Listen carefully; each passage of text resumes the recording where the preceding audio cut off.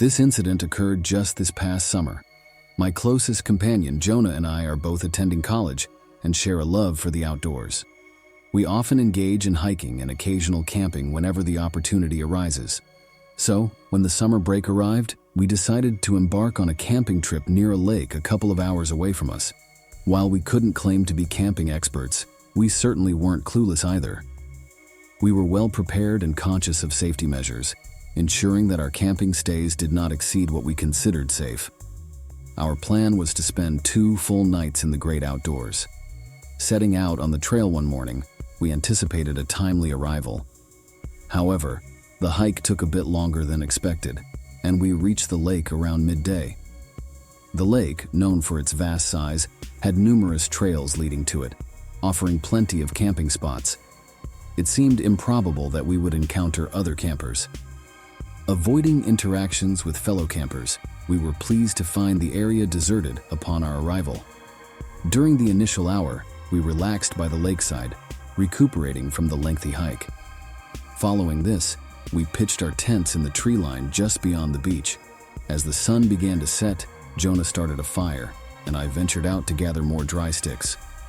While collecting sticks not too far from our tents, I suddenly heard a noise directly in front of me.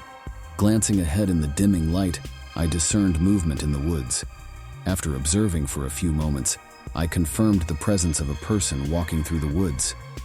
Returning swiftly to the campsite, I informed Jonah about the sighting. Although not fearful, it was peculiar to spot someone exactly where we were. The situation might have felt different if the person had been strolling along the beach, but they were cutting straight through the woods, not following any trail. 15 minutes passed, and with the sun now below the horizon, darkness enveloped the woods. It was then that we heard approaching footsteps. Moments later, a man in his 30s, with a beard and shoulder-length hair, emerged into the light of our campfire. Despite his friendly smile, a sense of unease immediately washed over me. He inquired about the directions to a specific place, a trail name that I didn't recognize. "Sorry, I'm not sure where that is," I responded softly. The man maintained his smile but lingered for a moment longer before turning around and disappearing into the woods without uttering another word. Sharing a glance, Jonah and I were equally unsettled and confused. As the night progressed, we pondered various reasons for the man's unusual approach. The only plausible explanation could be a desperate need for help after sunset, but the man didn't exhibit any signs of desperation. He asked for directions as if everything were normal and left after a single question. Growing increasingly uneasy, we let the conversation fade as bedtime approached. We allowed the fire to burn out before retreating to our tents. Lying in my tent, I attempted to sleep, but an eerie feeling prevented me from closing my eyes for too long without becoming nervous. After about 2 hours, I heard it again, footsteps approaching our tents. I shouted Jonah's name and rushed out only to find a figure standing mere feet away.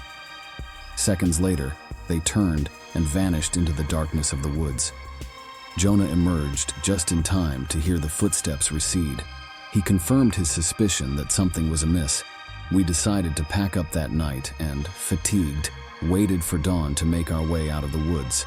To this day, we remain unsure of the man's identity or his true intentions. If I hadn't stayed vigilant, we might have never left those woods.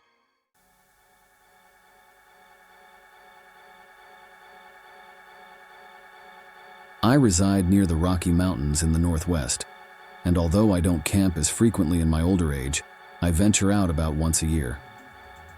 While I typically prefer a laid-back backyard setting, the allure of the mountains always made the occasional hassle of camping worthwhile. A couple of years ago, during the early weeks of fall, I chose a trail just a 20-minute drive from my location. After parking in a small dirt lot, I grabbed my bags and began the hike. The weather was chillier than expected, but the trail offered a pleasant walk. Upon reaching the campsite, a small open area surrounded by trees, I noticed no other tents, making it seem like I was the sole camper.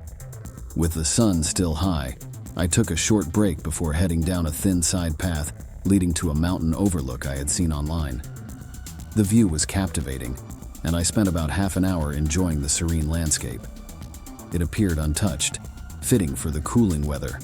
Upon returning to the campsite, I sensed something was wrong. Items I'd left behind seemed slightly off, triggering a feeling of unease. Checking for missing or rearranged items, I considered the possibility of paranoia. Perhaps I misremembered certain details like zipping up the tent before leaving. Attempting to relax, I set up my chair and arranged stones for a fire pit. As the sun set and the cold set in, I warmed water for tea and immersed myself in contemplation. After about an hour, I heard footsteps from the trail, too dark now to see beyond the campsite. The sound suggested someone approaching, but then fell silent. It felt like they were observing me before resuming footsteps away from the campsite, off the trail. Unease intensified as I recalled the earlier oddities. The footsteps returned, growing louder, now approaching from the opposite side. Fearing the unknown, I unzipped my bag, revealing a handgun meant for emergencies. Holding it toward the approaching sound, I remained silent, hoping the presence of the gun would deter any ill intentions. The area fell silent, both sets of footsteps stopping. Surveying my surroundings, I cautiously packed my belongings, never letting go of the weapon for long. As minutes passed without a sound, I made my way to the trail, leaving only the tent behind.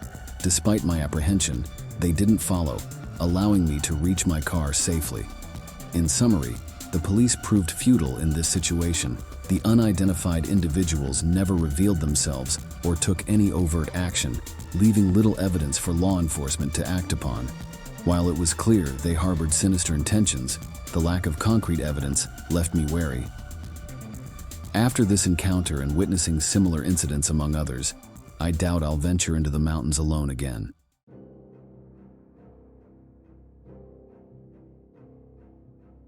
Once again, my brother has this really nice RV that he allows me to borrow on occasion.